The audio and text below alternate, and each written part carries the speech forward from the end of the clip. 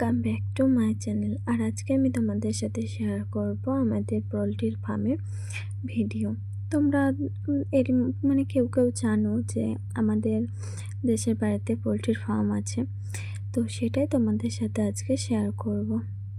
আর দেখতে পাচ্ছ আমি, আমার ছেলে এবং তোমাদের দাদা ভাই এবং আমার শ্বশুরমশাই, চারজনেই কিন্তু পোলট্রির ফার্মে আছে। অবশ্যই ওদের তিনজনকে তোমরা দেখতে পাচ্ছিলে আর আমাকে পাচ্ছিলে না, কারণ আমি ভিডিওটা করছিলাম।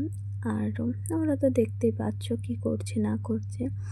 আর আমার ছেলে কিন্তু ছোট ছোট মুরগির ছানাগুলোকে দেখে খুবই ভালো লাগছিল, ওর তো খুবই ভালো লাগছিল আর খুব মজাও করছিল, কারণ বাচ্চাগুলো দেখতে এতটাই কিউট যে বাচ্চারা কি আমাদেরই দেখে ভালো লাগবে, মনে হবে যেন একটু হাত দিই গায়ে এবং একটু হাতে নিই আবার ছেড়ে দিই, এরকমটা দেখে আমাদেরও মনে হয়, তাই না?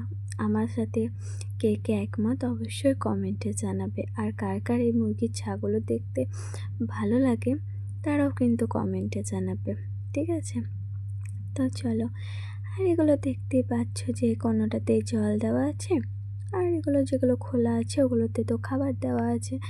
আর কিছুক্ষণ পরে দেখতেই পাবে যে তোমাদের দাদাভাই জলগুলো চেঞ্জ করছে, তোমাদের দাদাভাই এবং আমাদের শ্বশুরমশাই, আমাদের বাবা। তো দুজনেই ওদেরকে এখন, যেহেতু আমরা যখন ছাটা দেখতে গেছিলাম যে ছোট ছোট ছাগুলোকে, সেদিন ছিল 2 দিন কিংবা 3 দিন এর ছা আনা, তার জন্য একটু বেশি কষ্ট করছিল।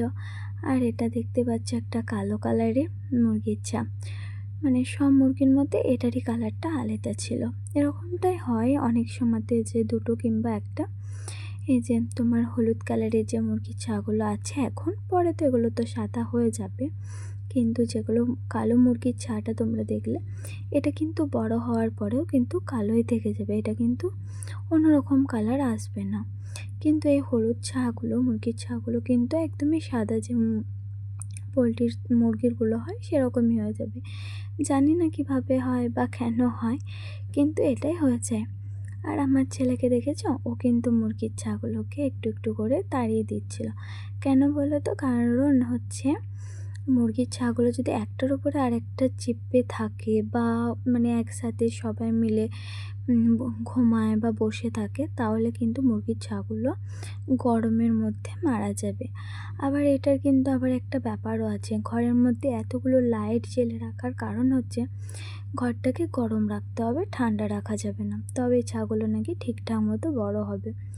জানি না কেন, এদিকে একসাথে রাখলে গরম ধরে মারা যাবে, আবার ঘরের মধ্যে আলো না রাখলে গরম ধরবে না। কেন বলো তো? আমি জানি না, কারণ হয়তো বা এটার এরকমই নিয়ম, তার জন্য। আর তোমাদেরকে যেরকমটা বললাম যে জলটাকে চেঞ্জ করে দেবে, এই যে দেখো জলটা চেঞ্জ করে দিচ্ছিল, কারণ সকালে একবার জলটা চেঞ্জ করে দিয়েছে। সেটা অবশ্য তোমাদের দাদাভাই করেনি, দাদাভাইয়ের দাদাভাই আমাদের জামাইবাবু করেছিল, আমার জামাইবাবু আর কি।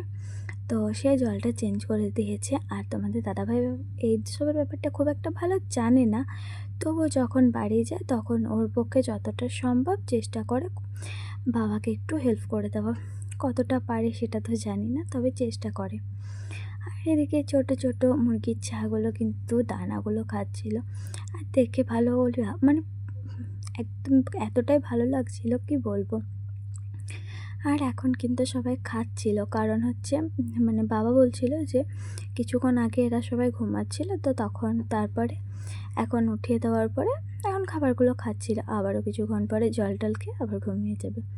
আর এগুলো তো দেখলে কতগুলো আছে খাবার দেওয়ার বা জল দেওয়ার, কারণ যখন এগুলো আর কি বড় হয়ে যাবে আরও কিছুটা হবে হয়তো, বা আমি সঠিক জানি না, 6 দিন 8 দিন পরে মনে হয় এগুলোকে খুলে দিয়ে বড় করে দেওয়া হবে, ঘরটা পুরোটাই খুলে দেওয়া হবে।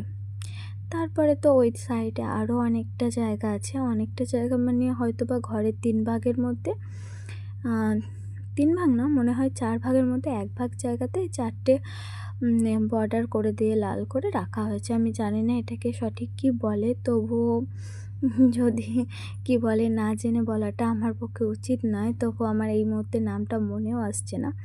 তো এরকমভাবে লাল বর্ডার দিয়ে রাখা হয়েছে ছোট ছোট করে খাপ করে।